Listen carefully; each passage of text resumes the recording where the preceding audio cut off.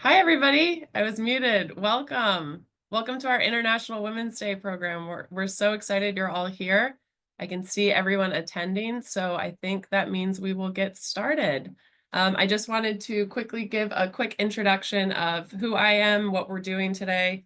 My name is Kelly Daly, and I'm the Director of Public Programs here at the National Museum of Women in the Arts, and I oversee our Women, Arts, and Social Change suite of public programs.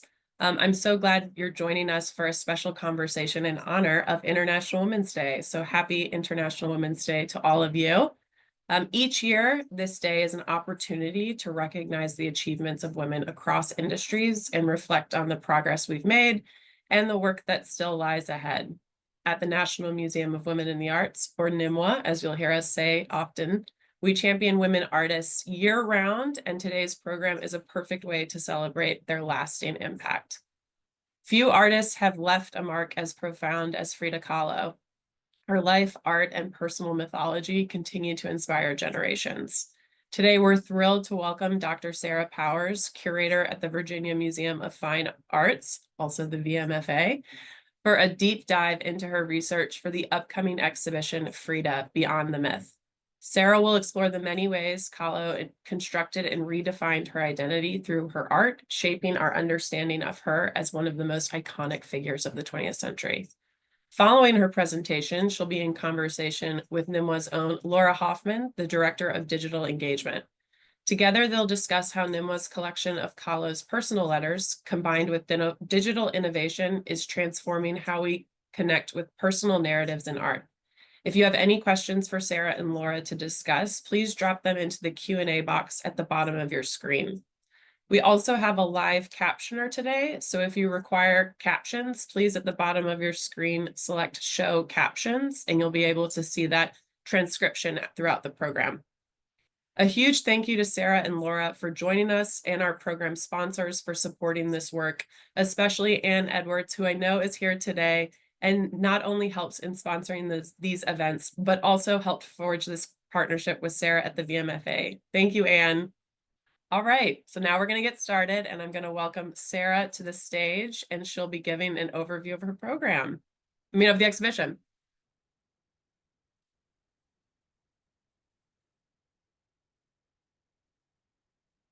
Take it away, Ann. Sarah, sorry. You're muted. You're muted, Sarah. Thank you so very much. Sorry while I awkwardly share my screen here. Um,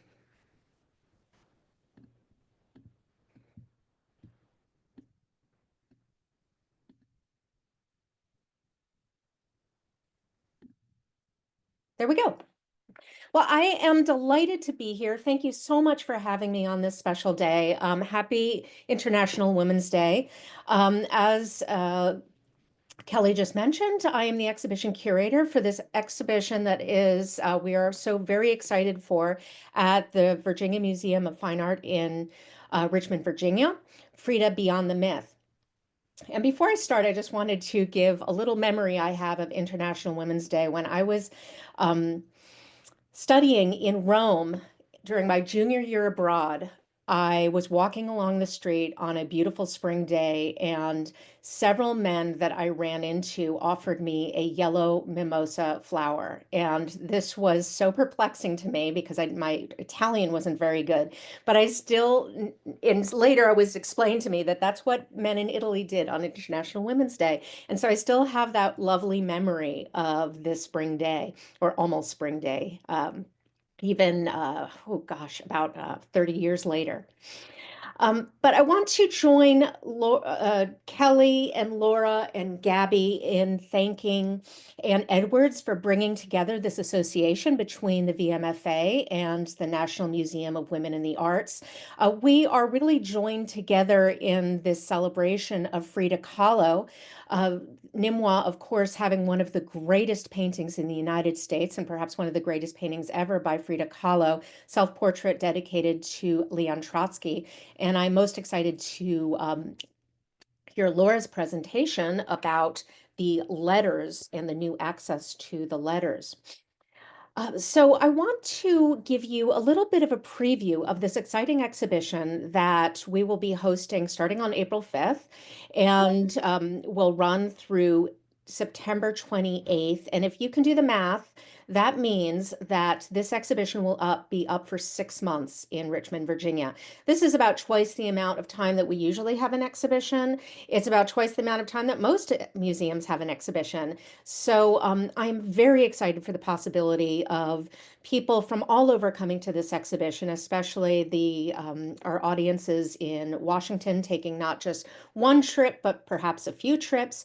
As an educator myself, I'm also really thrilled about the opportunity of bringing 2 years of students here, not just one, because it will span 2 school years, not just the spring of 2025, but also the fall of 25.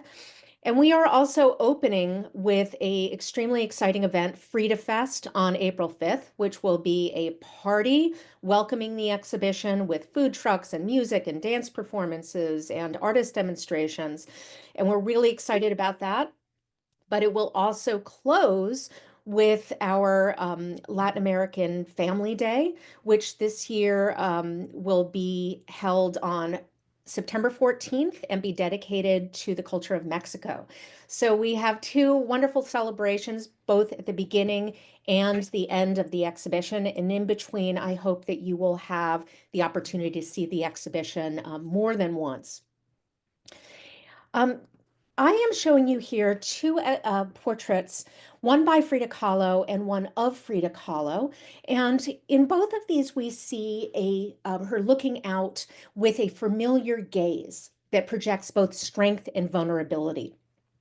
And this memorable gaze is perhaps the reason why Frida Kahlo has such an enduring impact and a wide appeal that's only gotten stronger over the years. Because who cannot relate to the need to project outward strength in times of inner weakness? But we have to remember that this effect was carefully orchestrated by the artist herself. Throughout her life, she was the architect of her own persona. In a way, this veneer that we see is almost a performance art. In her portrait, she seems both earthbound and ethereal, and she is often seen in a half figure clad in costumes and jewelry that was carefully chosen by herself that seem both humble and regal. Indeed, despite her position as one of the most documented artists of the 20th century, these dichotomies and contradictions make her a very elusive figure. And she was clouded with a mythology that in this exhibition we are really striving to get beyond. Perhaps the most concrete example of this in the exhibition is this wonderful portrait called Self-Portrait with Loose Hair, a late self-portrait in which she is really dropped some of the costume and makeup that she often adorns herself. Her hair is uncombed, she has no makeup on, but she also accompanies it with an inscription that says, "Here I paint myself, Frida Kahlo, with my reflection in the mirror. I am 37 years old, and this is July 1947, in Coyoacan, Mexico, the place where I was born." And she's telling a slight lie in this inscription because, in fact, she was 40 years old at this time, having been born on July 6th, 1907.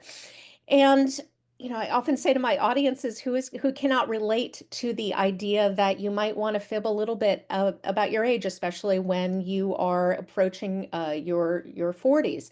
But this, I don't think, is really the goal of this inscription. Rather, she's telling us two things that are very important about herself. One is that she is born in Coyoacan, Mexico, her birthplace. This is very important to her. She was born at a place that would later be called Casa Azul, and it was really her spiritual home. She worked for much of her life there, and she died there. Also, she is aligning herself the year 1910 with the Mexican Revolution. So it was very important for her to align her birth date with the Mexican Revolution, which tells us that her Mexican background is very important to her, her nationality, but also her political ideals. So in the construction of her identity, we can very much see why she is creating these myths and what some of the motivation might be.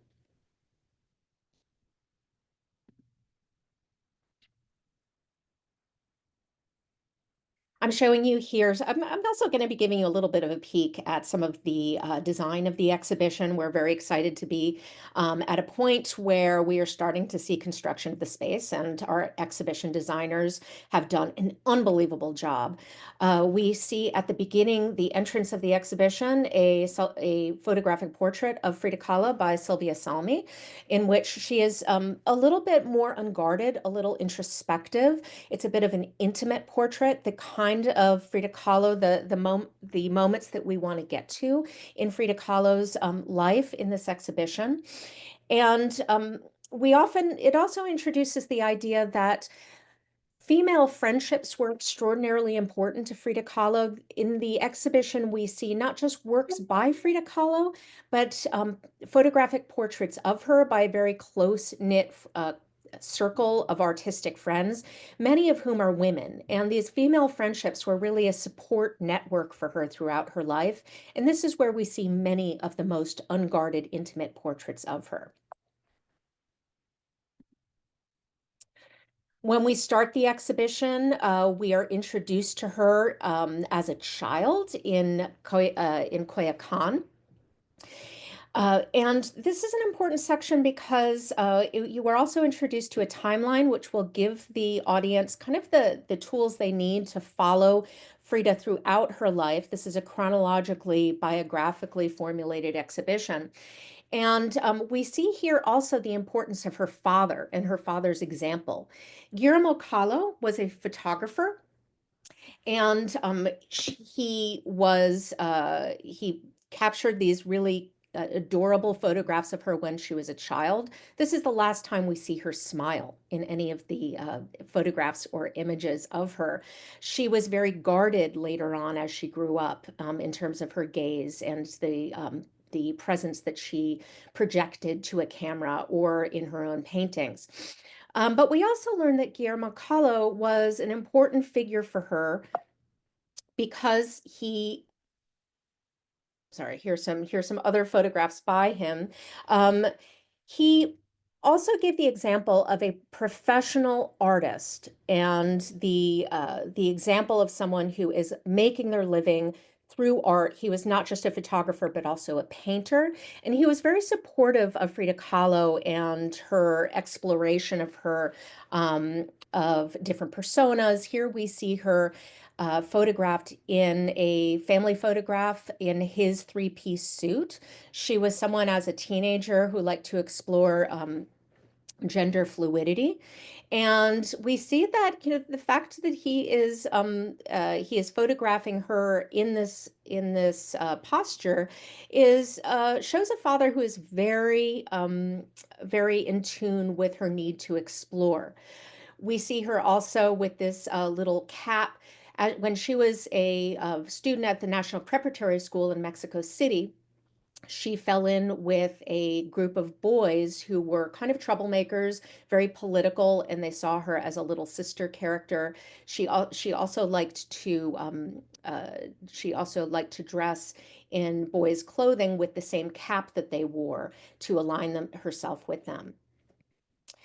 Um, Again, I'm giving you a little bit of a peek into the exhibition design because we've tried to be inspired by the color palette of the Casa Azul as a background for Frida Kahlo's work at the very beginning of the exhibition, at the end of the exhibition. These are sort of the bookends of where her creativity was rooted in her life. She both was born and she died in the Casa Azul. So we see these vibrant blue colors and the marigold gold of her kitchen.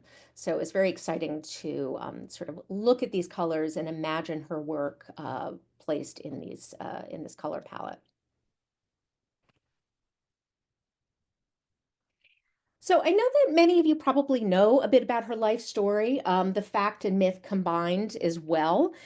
For some of you, her biography and perhaps her paintings might be new to you.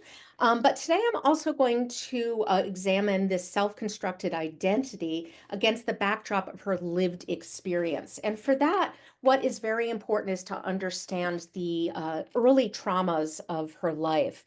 She uh, she was born the third of four daughters as Magdalena Carmen Frida Kahlo y Calderon in Coyoacan, Mexico, to Matilde Calderon and Guillermo Kahlo. Her mother was mestizo, so she was Spanish with an indigenous background. Her father, as I mentioned, was a photographer, but he was German in heritage, but later naturalized to Mexico and Hispanicized his name. And the gaze that we see in her earliest self-portrait, which is what I'm showing you here next to a photographic self-portrait of a little bit earlier by her father, is that the gaze that projects outwards is also the gaze of someone who had just been through unspeakable trauma. On September 17th, 1925, Kahlo was riding home to Coyoacan from the National Preparatory School with her boyfriend, Alexander Gomez Arias, when a trolley collided with their bus. Kahlo, this was a very famous incident, and you might know a little bit about it, but the drawing that I'm showing you illustrates the impact in a very graphic way. And this becomes a very important idea for Frida Kahlo when she is looking at trauma. She is extremely graphic about the way that she depicts it. You can see here that the trolley car and the bus collided in a perpendicular angle. We also see the people, the victims of this tragedy are strewn about the background. In the foreground, we see her own body on a stretcher that is labeled Roja Cruz, the Red Cross hospital that she was taken to. And she even dates it a year later. This is a drawing a year after the accident. This delicate pencil drawing is executed also with these lines that are both very confident but wavering. And the scene really looks like someone is trying to bring together the pieces of memory that return after a trauma. Um, We see also a lot of details that speak to her particular injuries. The most devastating of which was, in addition to a crushed leg, several injuries to her spine, internal injuries, a broken clavicle. She was pierced by a piece of iron handrail, which I identify as this jagged piece, this jagged line that pierced through her abdomen and exited her pelvis. Most of the doctors did not expect her to survive. And her recuperation was indeed horrible. She was at this point bedbound for almost a year, and it really changed the trajectory of her life. She was um, Before this, she was hoping to be a doctor, and that's what she was studying in school. But after this, she shifted her focus towards being an artist, and her parents had set up a easel for her in her bed and a mirror over her bed so that she could paint herself. And it was during these long months of recuperation that she was almost completely still and alone. And she would later say, I paint myself so often because I am the subject I know best. She studied herself in the mirror for over a year. And the painting for her, as Hayden Herrera, her biographer, would note, was part of Kahlo's battle for survival. It was an act of self-creation and a way to control her world. And this is another theme we see throughout the exhibition, is that art and creativity becomes a path to survival, a way to overcome both physical and emotional trauma. So, this first self portrait represents a turning point for Frida. It's the announcement of her new artistic ambition, and it meant leaving behind her life from before the accident. And if we look at this first true self portrait, painted after her accident, at least a year into her recuperation, she's already using costume and posture and gaze and even a moody background to claim control over her circumstances. And if we compare it to her father's self portrait, um, Kahlo has positioned her figure closer to the foreground. She's pushed her hands somewhat awkwardly upwards towards the viewer. But her gaze is also more confrontational. The lines of her neck are elongated to heighten her sensual presence. And that hand, even though it is kind of awkward for an artist who's first starting to experiment, it also links her to a long history. She would call this painting her Botticelli in reference to that hand. The elongated figures and the elongated neck reference the old master Italian Renaissance portraits that she had been studying and perhaps mannerism.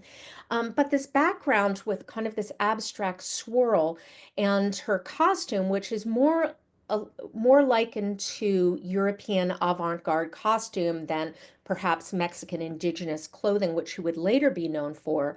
It really shows how she is starting to become very sophisticated in melding both contemporary references, art historical references, but also the long art historical references going back to the Renaissance. The painting also tells the story of her first heartbreak. Alexander Gomez Arias, who was in the accident with her boyfriend at the National Preparatory School, began to pull away from her during her time of recuperation. She paints him here in this portrait, very much again looking towards contemporary portraiture. We might look to contemporary German Weimar portraiture for an inspiration here. But she's also thinking about how much she misses him. She, in fact, will um, gift her own self portrait to him as a way of kind of trying to reconnect with him. His family was very nervous about him maintaining this relationship with Frida Kahlo because they saw this connection as perhaps being a future of caring for a woman who would probably be disabled for the rest of her life. And they sent him off to Germany. And so she would paint this portrait and then send it to him. And she later would uh, she would send him a letter asking him, I implore you to put it in a low place as though you are looking at me. She seemed to suggest here, and also later in her life, that her paintings could be a portal through which she could see him and he could see her. They indeed kind of act as two long distance pendants to each other. She kept the portrait of him in her studio for the rest of her life. And we see a late inscription at the top that calls that um, mentions that it is Alexander Gomez Arias, 50 years later, my comrade. So she very much valued this connection even after they separated. The next section of the exhibition is dedicated to Frida Kahlo and her marriage to Diego Rivera. She famously said, there have been two great accidents in my life. One was the trolley, the other one was Diego. Diego was by far the worst. And by all accounts, it was a relationship of passion and partnership in art, but also fraught with disappointment and infidelities. They married, separated, divorced, and remarried over a period that lasted from Frida Kahlo's early 20s until she died at the age of 47. Kahlo first saw Diego Rivera in 1922 when she was a teenager at the National Preparatory School when he was up on a scaffolding making a mural.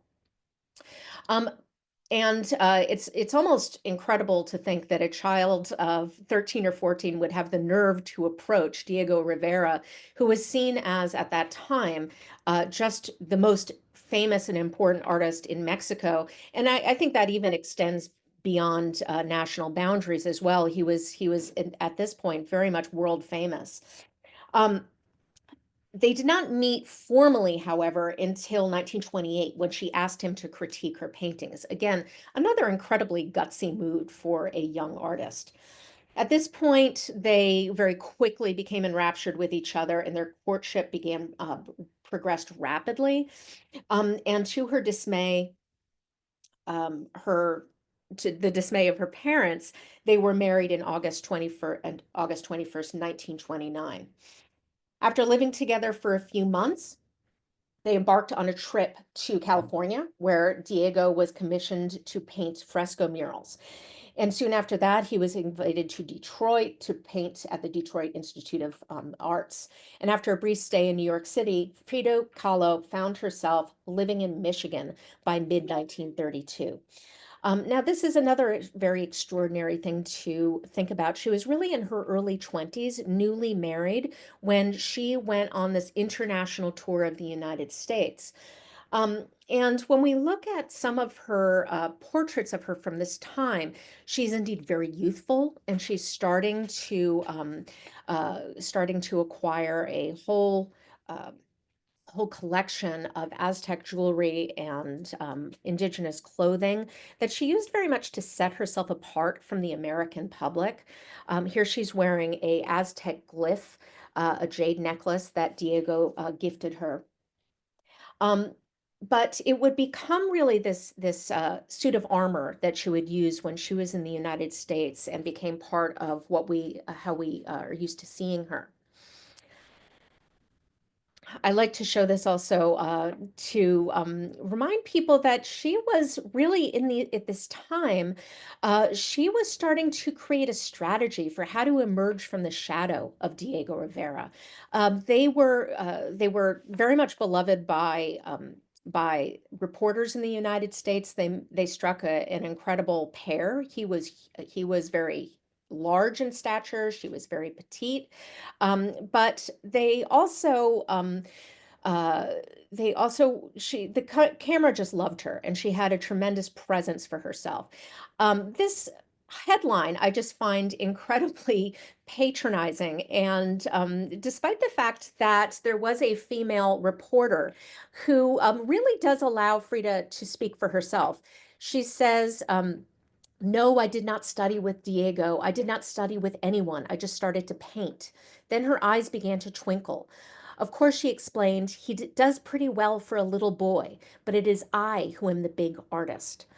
So we start to see her really trying to come into her own and advocate for herself. I like to think that this artist, this reporter, and Frida Kahlo were very much of a like mind. And then there was a male feature editor who didn't read the article or even look very closely at the picture, at the photograph, and gave it this title, which is, seems actually comical now, considering how much Frida Kahlo has eclipsed the reputation of Diego Rivera. There is also some wonderful footage, which we are using in the exhibition as well, that shows Frida Kahlo in motion, animated. Here she is um, with her husband in Detroit. Let's see if I can, yes. We see her young. She was at work alongside her husband.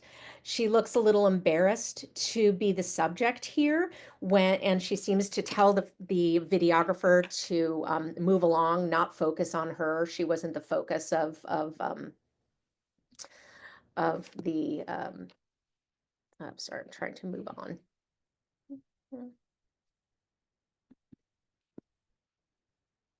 There. Um, you probably noticed that she was smiling a little bit, and she was showing her teeth. this is also another theme throughout her work. You'll notice that we never see her teeth when she smiles. She was very embarrassed about the state of her teeth. And later in her life, she'll develop a very strong connection with her dentist, who is very much helping her with this. When she was in Detroit, she made a strong friendship with an artist named Lucien Bloch, who was Diego Rivera's assistant on the Detroit murals. And again, this is another instance in which the most unguarded moments we have of Frida Kahlo are uh, the photographs that are taken by her close female friends. Here she is en route to Mexico from Detroit, and Lucien Bloch accompanied her on this trip. When she was in Detroit, she suffered a devastating miscarriage that hospitalized her at the Henry Ford Hospital for several days. And we know about this because Lucien Bloch wrote about it in her diary. And she went back to Mexico for a little while to recuperate. While she was there, she also was by the bedside of her mother, who was dying. So this was a very traumatic moment, and she brought along her friend to help her. We also see her in front of this mural by Diego Rivera. So we see her documenting Frida throughout these years. We also the VMFA just acquired a lovely painting by Lucien Bloch, and this is something else we've been doing at the museum, is trying to install some works of art by Frida Kahlo's circles, so that you can get a sense of her artistic milieu. In the next section, we look at a long period in which Frida Kahlo is summoned into New York and to Paris. It actually is bookended by two trips to New York in 1932 and then in 1939. The first is following Diego Rivera for his various mural commissions. But the last visit in 1938 to 39 was because she was invited to have her first one-person exhibition at the Julian Levy Gallery. And so we see this incredible progression during this time.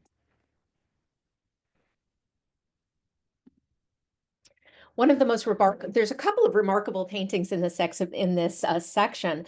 The first is My Dress Was Hanging Here, My Dress Was Hanging There, which was started at the beginning of this first trip to New York, and then it was completed by the end of it.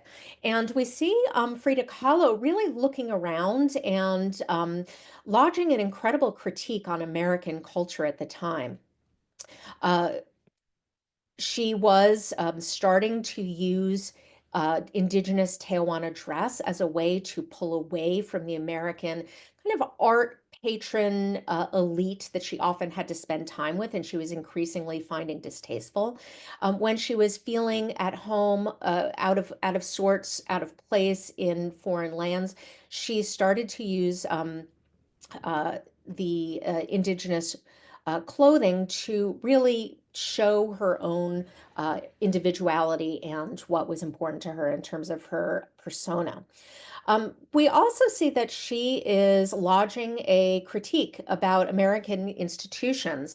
And when she does this, and I find this really incredible, she does a lot of research. She wants there to be incredible meticulous detail, especially with the architecture. And I find it really interesting that she finds detail so important, almost as evidence for her argument.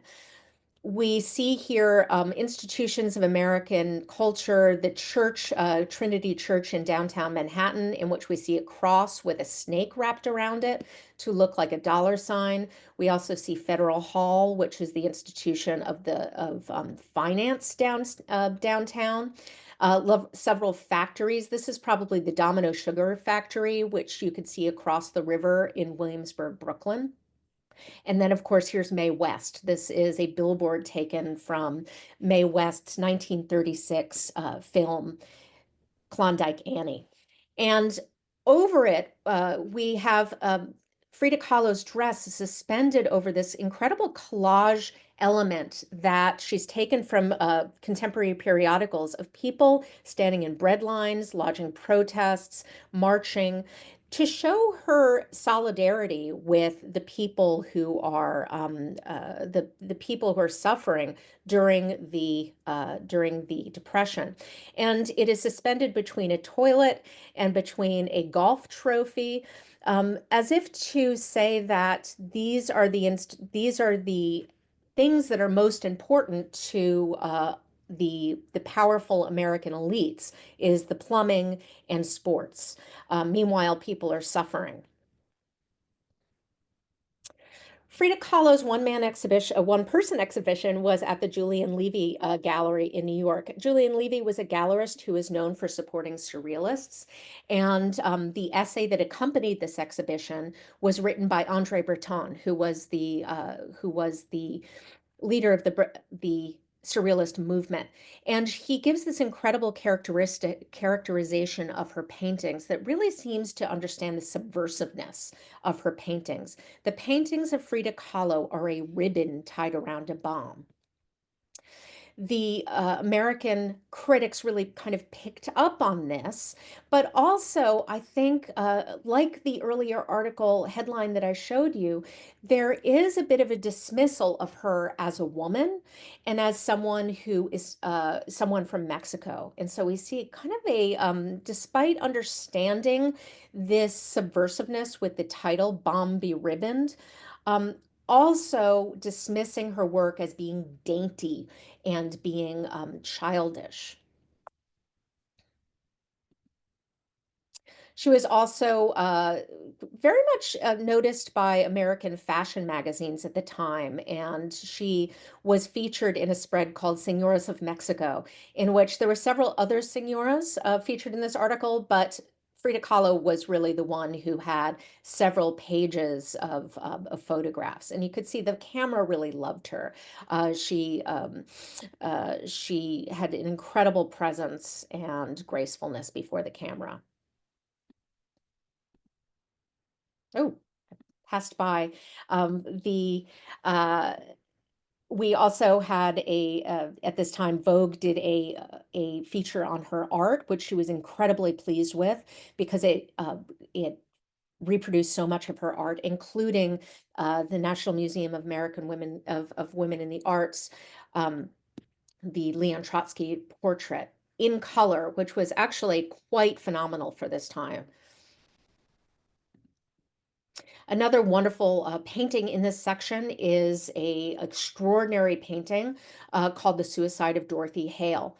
And in it, we see this extraordinary depiction, a very graphic depiction of the demise of Dorothy Hale, who was a film and stage actress in New York in the 1940s.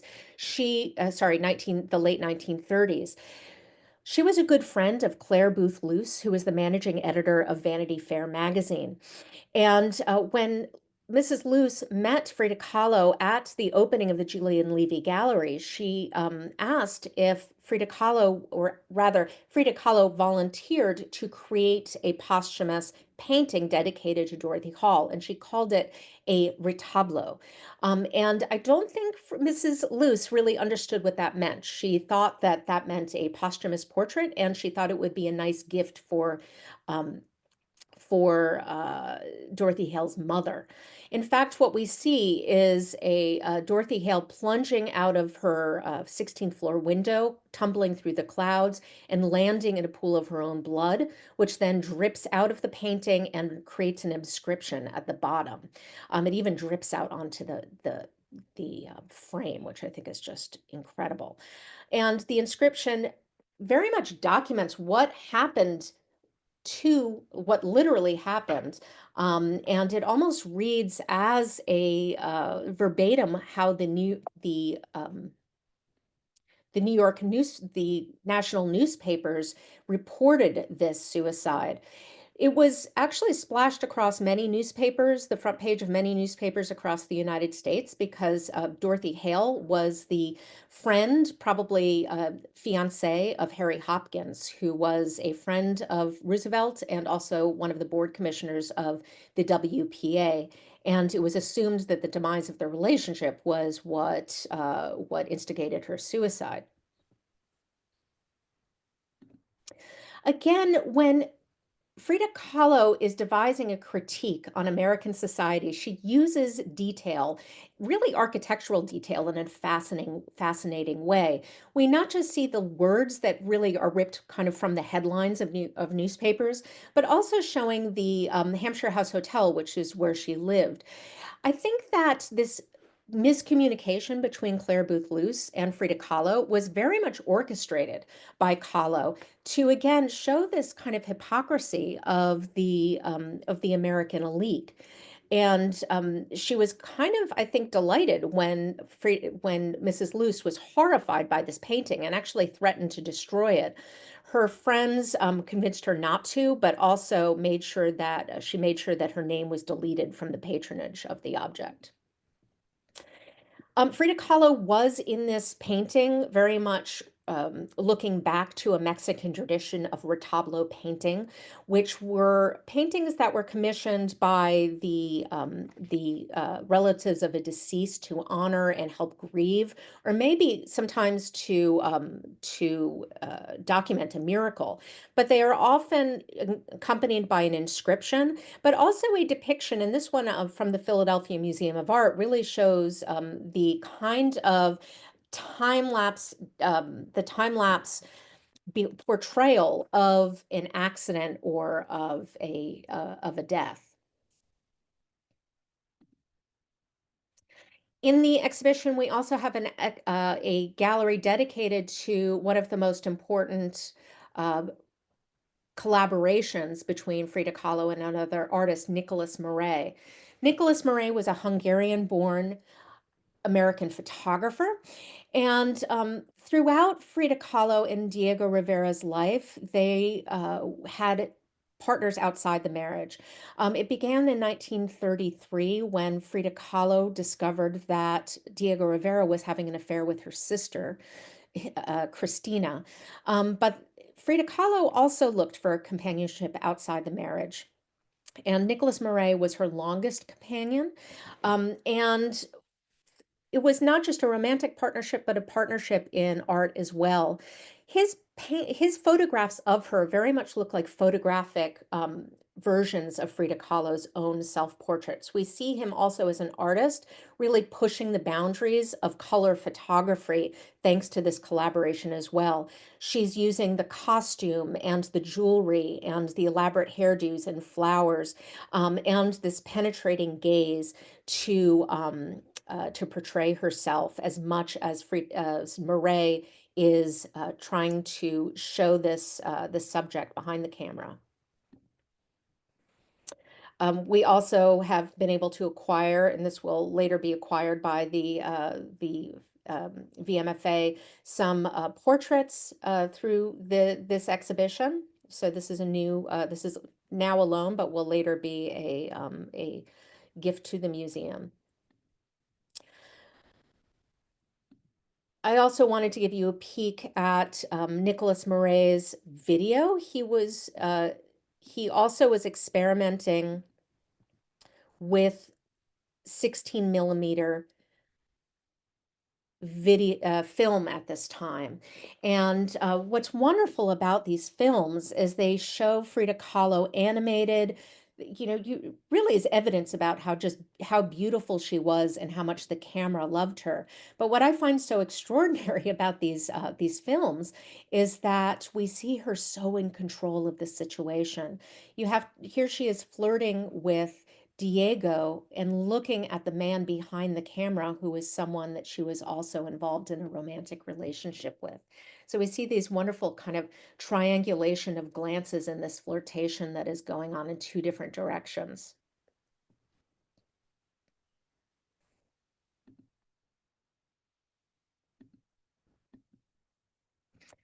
We also, after this gallery, we are also have this fun space in which people can put themselves in a Frida Kahlo photograph. Finally, at the end of her life, we see some of her, we see her coming into her own as an artist, but also it's accompanied by some real challenges in terms of her physical discomfort and her challenges. She went through many operations to correct her spine, and these often didn't go well. So we see her in these portraits looking, again, very vulnerable. She's starting to seem frail, and she's letting down a bit of the veneer. These two self-portraits, again, she is in a place where um, she is starting to see the beginning of the end, in terms of her longevity, in terms of her strength. And we often see her with her hair down, without makeup on, and there's a little bit more delicacy in her gaze. In this exhibition, we also have acquired, or rather are borrowing, a piece of authentic clothing. Um, there often, when you see her wardrobe in exhibitions, they tend to be reproductions. We know that this was actually a blouse that Frida Kahlo wore, and it's very much like the blouse that she's wearing in this Rosa Covarrubias photograph, and we're very excited to have that on display as well. In the final years, Frida Kahlo really is starting to find it difficult to paint. And she really shifts towards still life painting, and they become kind of symbolic self portraits. Self portraiture became more difficult for her. It was, she didn't, in still life painting, she didn't have to worry about what she was wearing, looking at the mirror in the mirror. Instead, she would portray, she would render paintings with items that spoke to different pieces of her persona. Here is a painting called I Belong to Samuel Fastlicht. The painting is what belongs to him. It was a gift to him. He was her dentist. And I mentioned earlier that she was very self-conscious about her smile. And he very much helped her with that. I think at the end, he also helped her with pain management. So we see fruit that speaks to the sensuality of Frida Kahlo, a flag of representing her nationality, but also this little Kalima dog. Diego and Frida both collected ancient Mexican pottery, and they owned a lot of objects like this. We have an example in the VMFA collection, and it is this kind of little playful Mexican hairless dog that was very much like some of the pets that Frida Kahlo herself kept. But the dog also in many Mexican ancient cultures was seen as a guide to the afterlife and a guide into the underworld. And so as she approached her own death, we see the dog appearing more and more. And here is a wonderful pastel that is somewhat abstract that shows her favorite dog, Mr. Xochotl. And here she is surrounded by some of the dogs that she kept. Towards the end of her life, she became very close to Lola Alvarez Bravo. Again, she was another close female friend that we see this window into her more vulnerable moments. She lost her right leg the year before she passed away, and she had to be carried into her only uh, Mexican exhibition, one person exhibition, in a bed. And towards the end of the exhibition, we also have a death portrait here by Lola Alvarez Bravo, and these kind of a series of of marigold arches are trying to evoke the idea of altars that are very common in Mexican culture as well. You'll also see photo murals that put you in the background of the Casa Azul, as well as a interpretive space at the end where people are are encouraged to make their own still lifes and display them. And then finally, as I mentioned, we do have some context in our collection, both the painting by Lucien Bloch and a lovely watercolor by Diego Rivera, as well as a monumental Virgin of Guadalupe, which is a painting that really speaks to the Mexican cultural background that Frida Kahlo was brought up in.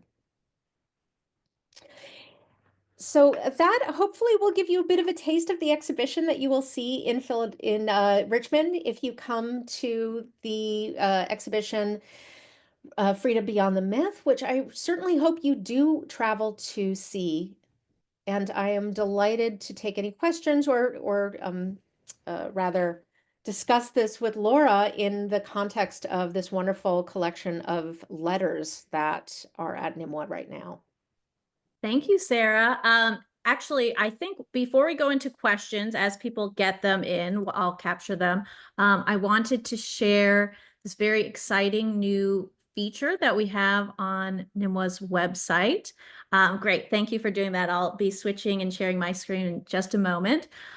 So this is very, very exciting because as of just like 2 days ago, we launched the Naleki Nix and Marian Huber collection, the Frida Kahlo papers selection online. So we're going to be able to browse over 100 letters from this archival collection, and it will include digitized scans, accessible transcriptions in their original languages, and really bring to life these heartfelt letters that kind of Sarah touched upon with between Frida, her friends, colleagues, and beloved family. So I do want to say that you are getting a very first look, and we're actually still adding in more, but I wanted to share these with you today because of the timing was just so perfect. So while I'm going to do that, I just want to do a quick shout out to the team because this was a really huge team effort. So a big thank you to the entire digital engagement department and the Library and Research Center team, in particular our digital asset manager, Dominique Manuel, digital engagement assistant Louisa Pothast, and digital products owner Tracy Christensen. We also really worked with some outstanding experts, including professional transcriber Jean Ashcraft and our fantastic web development and design team, Purple Rock Scissors. This has really been years in the making for us since we received an IMLS Museums for America grant back in 2022. So it's really exciting to be able to showcase these. And with that, let me show you what they look like. Okay. Hopefully everyone can see my screen here. I'm just on the normal NMWA website. And if you go into the Learn and then the Library and Research Center and scroll down, we can either access it through the archives or we created a quick link to the Frida Kahlo papers. And this is what the landing page looks like. Again, it looks very simple, but it's a very complex build. So here you'll be able to search. You can look through and filter it by year, by recipients, and by their languages. Again, we are sticking right now with the original language. So some of them are in English, some of them are in Spanish. Although if you like read closer, sometimes, you know, it's correspondence. So it will dip in between different languages. There's traces of French and German. So it's really interesting. And here you can just click on any of these. You can scroll down for more. I pulled out a few just to be able to show you what the individual pages look like. We really created them so that you would get all the information at a quick glance at the top here. So who it's from, who it's to, the language, and what it's about. Then you can see the original document. So these are the scans. You're able to look at them in full screen as well. And then you have the side-by-side transcription that are page by page. So as you click through, it goes through each of the different pages here. And then if you scroll down, we have some additional information, and then we created it so that you could easily flow from one to the other. So I picked out a few just to showcase to you. I think some of these are really interesting. These specifically are during the lifespan of hers between 1930 and 1954. So it really represents her most of her adult life because she passed away in 1954, and at 1930 she was around age 23, so it really represents her most formative artistic time. So you can see here that we have letters. These are ones to her mother. This is actually in the year of her mother's passing. Then you see ones that are much later in life, right? You know, this is 1951 and she passed away in 1954. And you can just see how different the correspondence looks and goes through. Here we can see some ones that are more typed, but they also include typed letters as well as handwritten notes as well. We also, it was interesting that Sarah mentioned so much about Lucien Bloch because I had picked out one of our many correspondences with her. This one is a really interesting one because the typed text was so long that we actually had to create a second view where it's stacked in order to accommodate for the much longer breaks there. So their correspondence is really, really fascinating.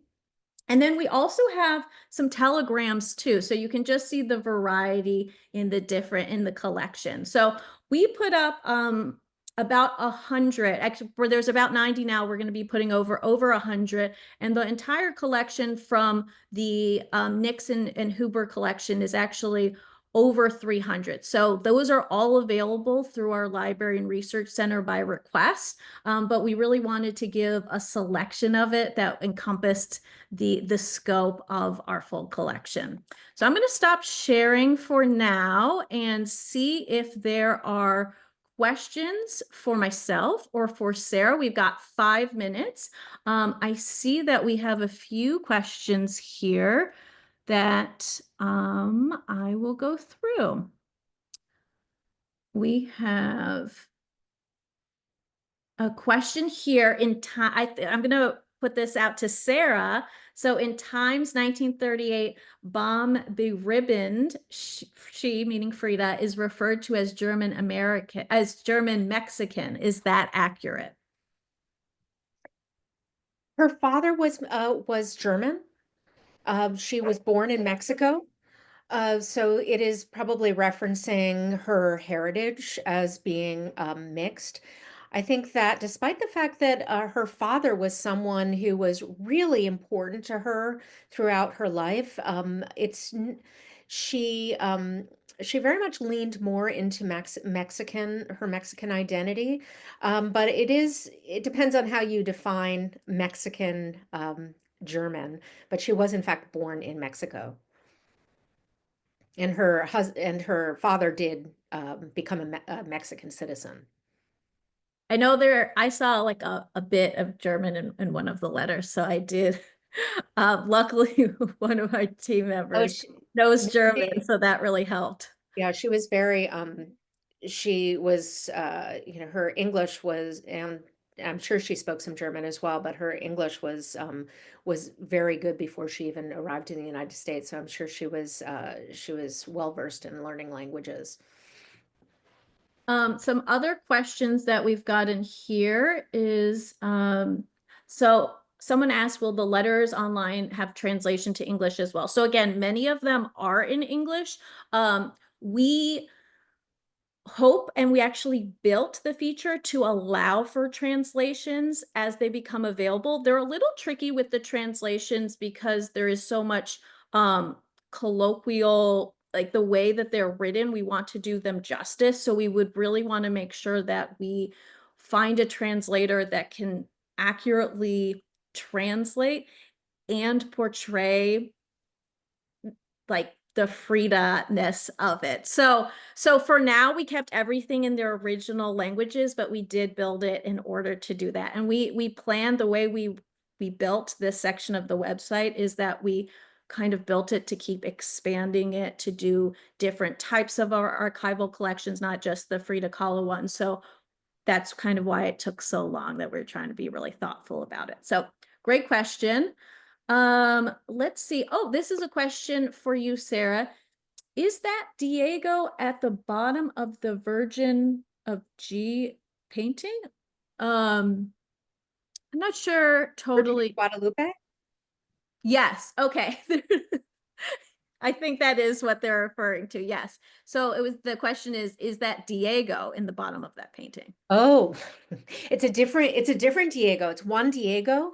The story of the Virgin of Guadalupe is usually told. The Virgin of Guadalupe is a very famous devotional image in Mexico, and very important because it's seen as the first miracle that happened in Mexico. But Juan Diego it was a indigenous indigenous man who had a vision of the Virgin. And in the four corners, we see how that the story of Juan Diego, he saw this vision of the Virgin who asked him to go and ask the bishop to go build a church. And so he went to the bishop and he said, "No, you're crazy." And then he went back to the hill where he met the Virgin, and there were Castilian roses there, and she told him to collect the roses in his cloak, and he brought them back to the bishop and let them out in front of him, and an image of the Virgin was on his cloak. So it's telling the story in four different scenes, but that is the Diego that is referenced in that painting. Yeah. Great. And I know we're just about time, so maybe I'll ask one more question and then we'll wrap up. Got a question about the Art Institute of Chicago mounting an exhibition now called Frida Kahlo's Month in Paris, A Friendship with Mary Reynolds. And the question is, did this interfere with your exhibition by not having some of the materials available? No, I haven't seen this exhibition yet, and I'd love to, but no, we were very much working in. We had different focuses. However, I should mention, and I'm sorry that I didn't mention this earlier. This is a exhibition that was that originated at the Dallas Museum of Art and was just in Dallas until January, and now we are fortunate to be the second venue and the only venue on the East Coast. So it was, again, we had completely different focuses, and theirs is a really fabulous kind of very specific focus on her time in Paris. I think So, if there's something we've learned is between what we're putting up here, what's the new exhibition at VMFA, you can never have enough information, enough Frida material. We love to see it. Can't wait to see the exhibition. Speaking of more, some people have asked about recording. We are recording this webinar. It will be available. We do like to get it edited down, so it will be available on our YouTube once we get that all edited, but we're excited to share it with you all. This is so fascinating to hear from you, Sarah. I don't know, Kelly, if you have anything before we wrap up today. Thank you. I was actually just looking at all of the questions and appreciate all of you staying on and joining. This was so interesting, and I'm even more excited for the exhibition, Sarah. thank you. Me too. We won't be, I think you're going to see a lot of us down there once it opens, and you'll probably see a Wonderful. big contingent of DMV folks Oh, coming to see please. it. Well, we are going to wrap up. I am just going to say a quick thank you to everyone, Sarah, Laura, everyone for joining. We really appreciate your time. The letters look great online. I hope more people come and access them. And really, it was just such a great program to celebrate International Women's Day. I will pull you both off so you don't have to be on stage. We're just closing up, but really thanks to everyone for joining. Just as a quick reminder, this program is part of our Women Arts and Social Change initiative of public programs. There's going to be a link in the chat where you'll be able to learn more about our programs. And then we also have a link to all of our programs that are happening during Women's History Month. As you know, Women's History Month is a big month for us, but so are the other 11 months of the year. So please check out our lineup of programs. Please sign up for our e-newsletter if you aren't, so you can stay up to date on all of the offerings that we do. And if you'd really like to stay connected, we also encourage you to join as a member. Thank you again for spending your time with us and continuing to celebrate the contributions of women in the arts, not just today, but every day. So thanks all. Thank you.